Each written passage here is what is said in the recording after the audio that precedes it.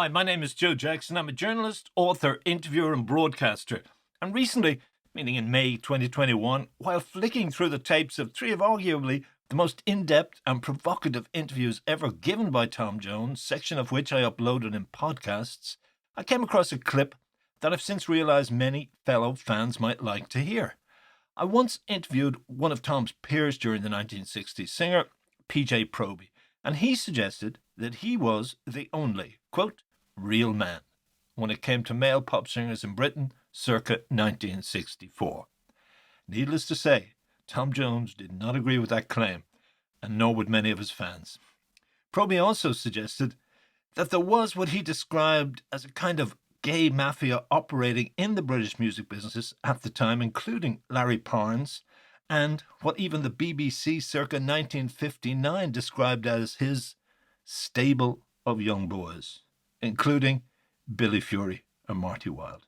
I may in time upload in a podcast what Proby said about both singers and the likes of Joe Brown, and what Cliff said when I asked him the same question. But here let me play for you Tom's response when I asked if he ever felt he was being what we would now call sexually harassed by anyone in the British music business. By the way, if you want to read any of the articles I wrote about Tom Jones or access the full tapes of all our interviews for personal use or professional use, perhaps in a documentary, contact me at joejacksoninterviewer.com. I think I saw a suggestion that song titles like Killer on the Sheets, if he's trying to change the image, what the fuck, that's bringing it back to the old image, right? That suggestion. And some other fool who reviewed Zip It Up and thought Zip It Up was your fly. Well, really, it's about shut your mouth if all you can do is spread rumours. Right. So do you got to battle against this? And you're not playing into their hands by doing songs like Killer on the Sheets. Right. No, I thought Killer on the Sheets was is a very good rock and roll song. Right. That's how I heard it. Rhythmically and lyrically. Yeah, and clever. Killer on the Sheets. I thought it was just a clever, witty line. Yeah. I won't ask if you ever read a tattoo saying "Kiss Your Ass Goodbye." Well, and I thought it was a great line. It's a clever line. It's great.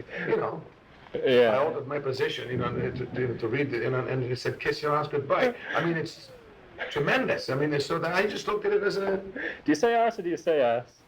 I know that where I come from, we always said arse, which is working class Dublin. Yeah, we always said arse, but then the casual or cool way seems to be ass. Ass, well, American, when you sing it, it's. So what you say in the song? I'm going to go home and check, and I'll kick you out the window if you say ass.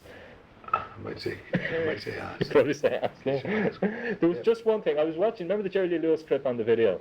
Trying to get a humorous ending to it, where he was on some 60s. It was actually a 60s show, and you were talking about in the 50s. Yeah. I looked at that, and you saw a lot of guys pawing him. Yes. Right? And the guys looked almost worked up. Yes. And it was mostly men. Yes. Okay? Was there ever a fear that in the 70s, with the 70s image, that you were appealing to a gay audience, and have you ever been propositioned by gays? I don't think those guys that were touching Jerry Lee were gay. Oh, no, I don't think that either. I think they were... Right. But they were excited. Oh, yes. Yeah. But Jerry Lee Lewis was a hard rock singer. Right. He appealed to fellas, maybe more than girls. Oh, yeah, right. He was too dangerous maybe for the women. Yeah. He had his great balls of fire. He didn't want to just hold your hand. Exactly. He was a wild man. And I mean, it's like today, you have these different sections of youngsters liking certain kinds of music. So the hard rock fans, the metal guys. Yeah. So, okay, did you ever feel that or fear that, or were you ever propositioned by a gay? Yeah, I've been propositioned by gays, especially when I was young, when I was in Wales. Oh yeah? Yeah. Oh, not in showbiz. I thought the early 60s in London was Joe Meek. Yeah, the whole... Joe Meek, that was the real... before, I just thought these guys, like one or two in Wales, I thought they were sick. Oh, right, there was this fucking idiot. I mean, I didn't really know about homosexuality, or lesbianism. I didn't know anything about it. But the first real time was with Joe Meek, when I went to audition for him. Right. He started, the jeans fit you well and all that business. And I said, this is what's this all going to fucking be about. I said, forget about it. But there was a kind of a pink mafia, wasn't there? In London in the early 60s. Yeah, well then I got paranoid after Joe Meek. So when I did the audition for Decca with Peter Sullivan, who became my recording manager, he said, he said the same thing as Joe Meek. Tell the boys to pack the gear up and wait outside. I want to talk to you.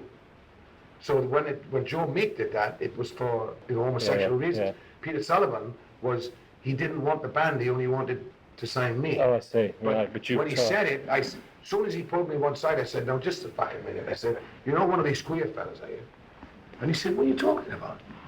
I said, because you can forget about this. I mean, you can stick this up your You don't say that. You can stick this up your fucking ass. Yeah.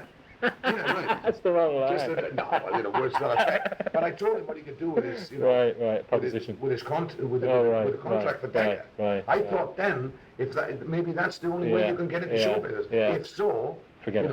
I'm going back to Wales. Right. But do you still think homosexuals are sick and lesbians are sick? Or was that just a reaction in your? No, it was a reaction then. When I just thought that there was something wrong with them. Right, but now it's I can understand that it's in the genes. And it's their choice. It's a physical genetic. Genetic problem. Yeah. That the hormones are not balanced properly. But you don't want to wear their genes. No. That's their business. I mean, if they want to. Hi, Joe Jackson here again. I thank you for listening to this edition of the Joe Jackson Interviews podcast. And don't forget, if you want to read the articles I wrote based on this chat with Tom Jones, or access the tapes for personal or professional use, contact me at joejacksoninterviewer.com.